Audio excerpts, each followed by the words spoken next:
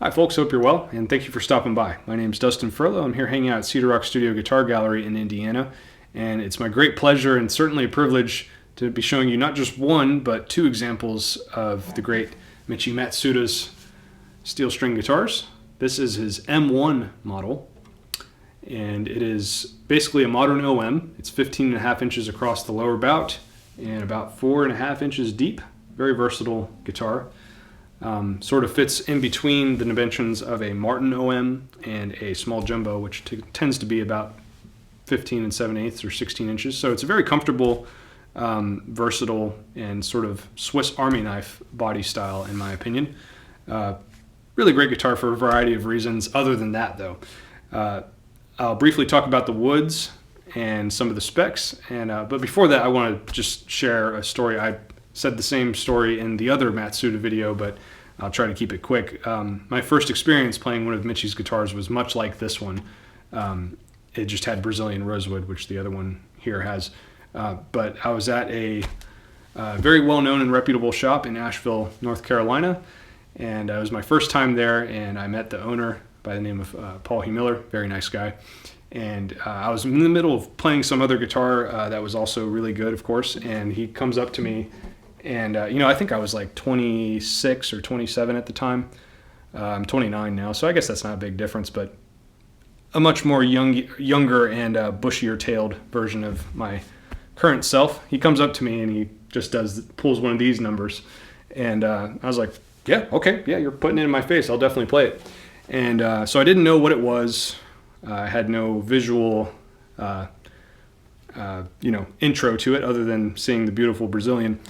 But I played it and it just totally blew my mind, and it kind of changed my perception of what a modern handmade guitar was capable of, for a variety of reasons. But I think the main one was that I never thought that I could play a guitar that had equal parts like fullness and maturity and open, airy overtones, and like the things that us as fingerstyle guitar players really like, myself being a sort of modern fingerstyle guitar player for the most part.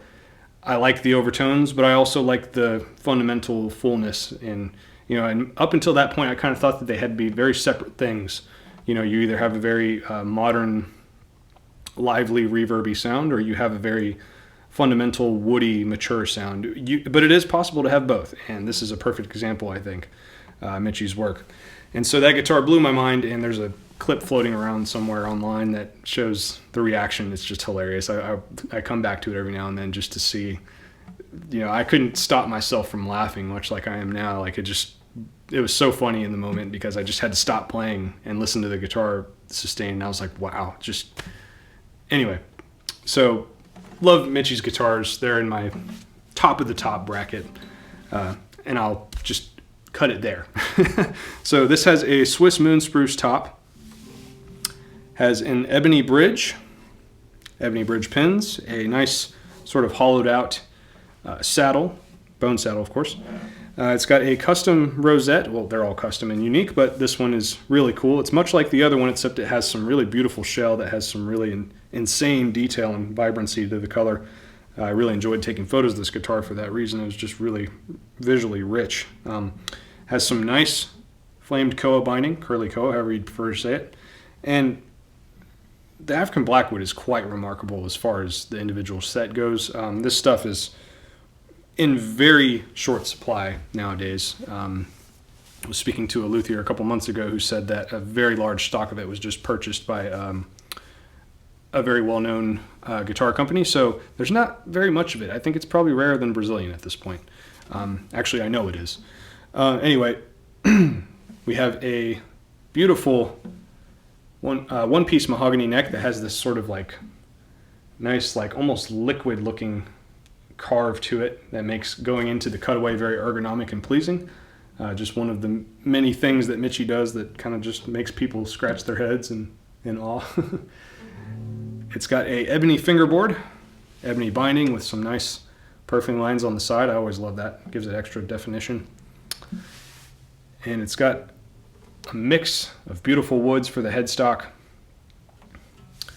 and a very beautiful wood for the back, which I'm unsure of the species. I don't really think it matters though, because it's just really beautiful. I mean, it's just very elegant and just a very, I mean, all the timbers that he uses for his accents are always really interesting to look at.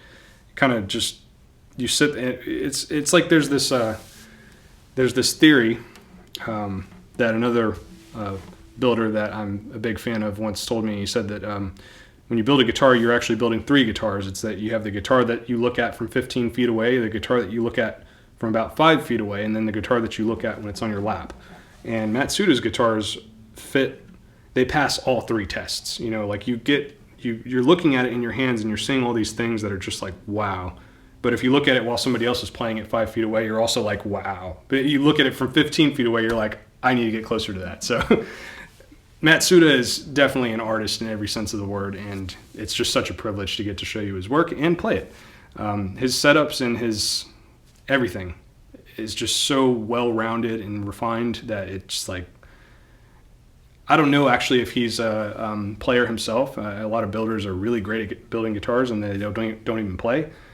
He might be a really great player for all I know, but I'd be surprised if he wasn't, because his setups are so like razor precise for the type of playing that I personally like, and I kind of go all up and down the neck and want to make sure there's no buzzing and no tight areas. You know, like being able to do a vibrato near the nut is very important to me for whatever reason. I just don't like that tightness, and so I think because he has a background in repair and stuff like that, working at Griffin strings, he sort of knows the very fine-tuned measurements that go into making a very comfortable setup. I mean, the takes that I did on these guitars didn't take very long because the guitar just feels like my own personal guitars do back home.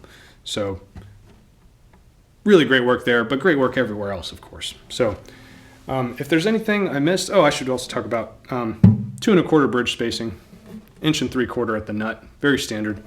And I believe it is a 25-inch scale. If not, it's probably 25.25. But anything regarding those dimensions or any other questions, you're welcome to email Alan at cedarrockstudio.com, and he'll be more than happy to talk to you about the guitar. But really, I hope you enjoyed the recordings, and have some fun comparing them too, because they're made within, I think, the same serial. Yeah, so the other one I think was 137. This is 136. So they're very closely related, and the only difference really is the back and side. So you can kind of see the difference, see what you think. Leave your thoughts in the comments below, and I hope you have a great day, and I'd love to see you again sometime. So stay tuned, and take care.